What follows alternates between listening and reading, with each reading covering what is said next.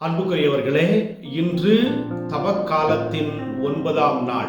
இன்றைய நாளிலே ஆண்டவர் நமக்கு தருகின்ற செய்தி என்னவென்றால் தனி ஜெபம். தனி ஜெபம் என்பது நாம் இறைவனோடு ஒன்று சேர்ந்து இருக்கின்ற ஒரு உறவு பரிமாணம்.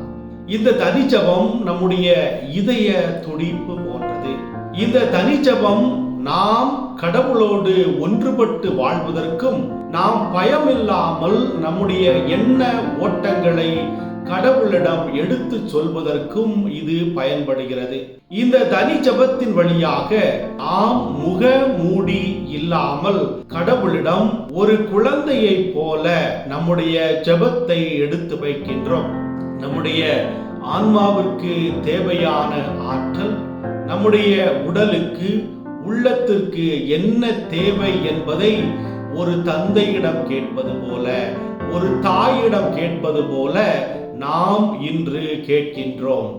தனி ஜெபம் செய்கின்ற பொழுது நம்முடைய பலவீனம் அனைத்தும் மறைந்து நம்முடைய உள்ளம் வலுப்பெற்று இந்த உலகத்தில் எப்படிப்பட்ட சூழ்நிலை வந்தாலும் அதை தாங்கக்கூடிய வல்லமையை இறைவன் நமக்கு தருகின்றார்.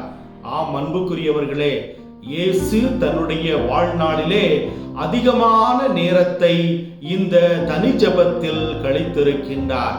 உலகத்தை படைத்த இறைவன், பல புதுமைகள் செய்த இயேசு கிறிஸ்து, இவருக்கே இந்த தனி ஜெபத்திற்கு அதிகமான நேரம் தேவைப்பட்டது என்றால், நாம் ஒவ்வொருவரும் அதிகமாக தனி ஜெபத்திலே ஈடுபட வேண்டும்.